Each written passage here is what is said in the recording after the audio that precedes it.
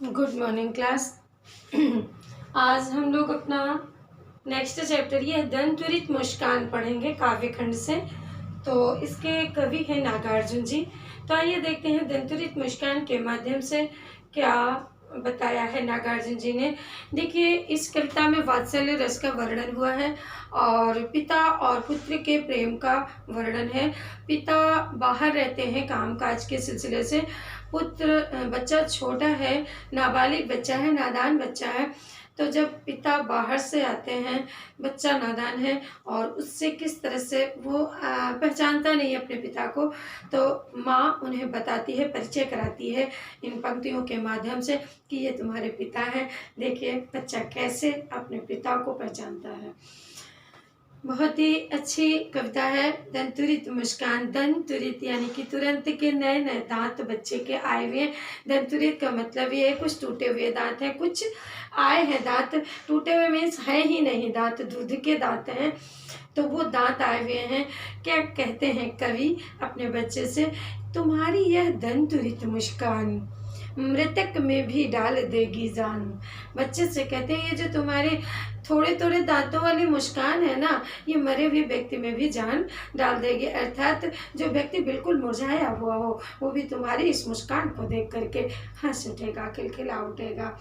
धूल धूसर तुम्हारे ये गात, छोड़ कर तालाब मेरी झोपड़ी में खिल रहे जलजात। बच्चा जब छोटा होता है तो उसे ये ज्ञान नहीं होता है मेरे हाथों में मिट्टी लग जाएगी।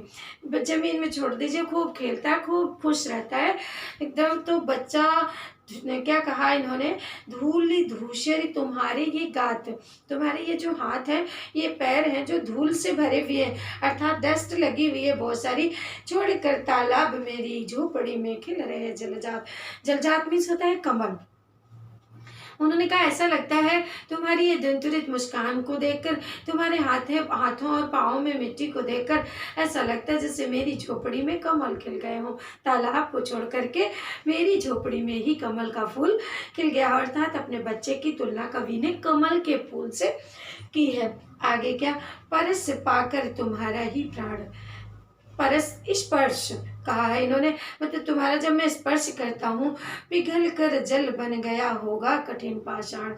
कठिन पाषाण, कठोर से कठोर पत्थर भी जल बन गया होगा। अर्थात बच्चे को स्पर्श करते ही कठोर दिल का व्यक्ति भी जल के समान मुलायम हो जाता है। पिघल कर जल बन गया होगा कठिन पाषाण, छू गया तुमसे कि झरने लग पड़े शेफालिका के फूल। शेफालिका के फूल यानी कि बच्चे का स्पर्श, छू गया तुमसे कि झरने लग पड़े, तुमको छूते ही ऐसा आनंद रूपी अनुभव प्राप्त होता है शेफालिका के जैसे शेफालिका के फूल झर रहे हो, इतना गुदगुदापन हाथों में पता चलता है। बांस था कि बबूल, इंसान अपने आप में अंतर नहीं पता कर पाता है कि बांस है या बबूल है, अर्थात मैं किसे स्पर्श कर रहा हूँ। बच्चे के स्पर्श मात्र से इतना प्रेममयी वो उत्पन्न होती है, इतना प्रेम उत्पन्न हो जाता है कि कभी अपने आप को बयान नहीं कर पा रहे हैं, बता नहीं पा रहे हैं कि बांस था कि बबूल, मुझे कुछ नहीं समझ में आ रहा, अपने आप को वो भूल जाते हैं। तुम मुझे पाए नहीं पहचान, आप कहते हैं मैंने तुम्हारा स्पर्श कर लिया, तुम्हारी मुस्कान देख लिया, मुझे ऐसा लगा कि जैसे झोपड़ी में कमल खिल गए हों, तालाब को छोड़ करके मानो मेरी झोपड़ी में ही कमल खिल गए। तुम्हारा स्पर्श, मुस्कान को देख करके उन्होंने ये कहा कि मानो कमल मेरी झोपड़ी में ही खिल गए हों। दूसरी बात कहा कि तुम्हें जब मैंने स्पर्श किया तो जो भी तुम्हें स्पर्श करेगा, तुम्हारा इतना कोमल मुलायम शरीर है कि जो भी तुम्हें स्पर्श करेगा, पत्थर से पत्थर दिल होगा, वो भी जल के समान पिघल जाएगा। तुम मुझे पाए नहीं पहचान, देखते ही रहोगे अनिमेष। अनिमेष मीन्स होता है एक टक देखना, पलकना, झपकना, ठीक है। तो उन्होंने कहा तुम मुझे पहचान नहीं पाए हो क्या। मुझे जब बच्चा किसी अनजान व्यक्ति को देखता है तो वो एक टक ऐसे करके देखता रहता है। तो यहाँ कवि को उनका बच्चा एक टक देख रहा, तो कहते तुम मुझे पाए नहीं पहचान, क्या तुम मुझे देखते रहोगे अनिमेष, तुम ऐसे ही देखते रहोगे। थक गए हो तुम थक गए होगे, पलक तो मार लो। क्या कहते हैं, थक गए हो, आँख लूँ मैं फिर? तुम पलक नहीं मारोगे तो क्या मैं अपनी पलक को मार लूँ? क्या हुआ यदि हो सके परिचित न पहली बार? कोई बात नहीं, हम लोग पहली बार मिल रहे हैं, नहीं परिचित हो सके तो कोई बात नहीं है। यदि तुम्हारी माँ न माध्यम बनी होती आज, लेकिन ये तुम्हारी माँ जो है ना, ये तो माध्यम बनी है, ये मेरा परिचय कराएगी ना। यदि तुम्हारी माँ न माध्यम बनी होती आज, मैं न सकता देख, मैं न पाता जान तुम्हारी ये दंतुरित मुस्कान, तो मैं न तुम्हें देख पाता न तुम्हें पहचान पाता, ये तुम्हारी न दंतुरित मुस्कान ही मुझे देखने को मिलती। कवि ने कहा यदि तुम्हारी ये माँ न होती तो मैं तुम्हें न देख पाता, न तुम्हें पहचान पाता, न तुम्हारी ये दंतुरित मुस्कान मुझे देखने को मिलती।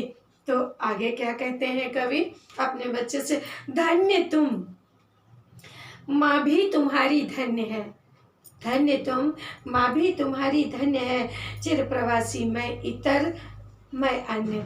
मैं तो चिर प्रवासी थोड़ी देर के लिए आया हूँ, फिर चला जाऊँगा। तुम और तुम्हारी माँ दोनों ही धन्य हैं। मैं तो कभी यहाँ तो कभी वहाँ काम के सिलसिले में बाहर चले जाते हैं। इस अतिथि से प्रिय तुम्हारा क्या रहा संपर्क? तुम्हारी माँ से जितना संपर्क है उतना मुझसे नहीं है। मैं तो अतिथि के समान हूँ, क्या तुम्हारा संपर्क? बट तुम प्रिय हो मुझे क्योंकि मेरे पुत्र हो। इस अतिथि से प्रिय तुम्हारा क्या रहा संपर्क? उंगलियां माँ की कराती रही हैं मधुपर्क, क्योंकि मक्खन दही दूध जितना भी खाना है वो तुम्हारी माँ की उंगलियों से तुम्हें मिला है, उनके हाथों से तुम्हें मिला, मेरे द्वारा कुछ नहीं मिला। इसलिए पहली पहचान तो तुम्हारी माँ से है, मुझसे तो बाद में होनी ही होनी है। देखते तुम इधर कनखी मार। आप जब कभी उनसे बात करते हैं तो बच्चा तिरछी नज़र से अपने पिता को देखता है, कवि की तरफ देखता है। कनखी मार मतलब तिरछी नज़र से देखना। और होती जब की आंखें चार, जब दोनों की आंखें मिल जाती, दो और दो चार, दो अपनी आंखें दो कवि की आंखें, तो और जब होती जब की आंखें चार, जब दोनों की आंखें मिल जाती हैं तो क्या होता है? तब तुम्हारी दंतुरित मुस्कान मुझे लगती बड़ी छविमान, तब मुझे तुम्हारी ये दंतुरित मुस्कान बड़ी छविमान लगती है, अर्थात बड़ी ही मनमोहक, बड़ी ही प्यारी लगती है। बच्चों कितनी अच्छी बड़ी ही मनमोहक कविता थी, बड़ी अच्छी लगी। पिता और पुत्र का इतना अच्छा वात्सल्य प्रकट हुआ है इस कविता में। कितने ही अच्छी पंक्तियों के माध्यम से नागार्जुन जी ने कितने अच्छे शब्दों का चयन करके इस कविता का निर्माण किया है।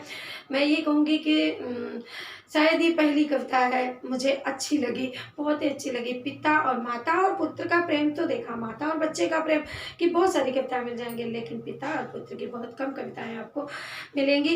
लेकिन जो भी है नागार्जुन जी ने बहुत ही अच्छे शब्दों की रचनावली की है, जो भी रचित किया है उन्होंने, उससे वैसे लगा कि जैसे सजीव हो चुकी हैं ये पंक्तियाँ। हकीकत मैं जब पढ़ रही थी तो मुझे ऐसा लगा कि मेरे सामने कोई पिता और पुत्र खड़े हैं और सामने बच्चे से उसी तरह का आकर्षण हो रहा है, ठीक उस तरह से इन्होंने इन शब्दों को सजीवता प्रदान की है, इस कविता को सजीवता प्रदान की है। वाकई में बहुत ही सुंदर कविता है। धन्यवाद बच्चों।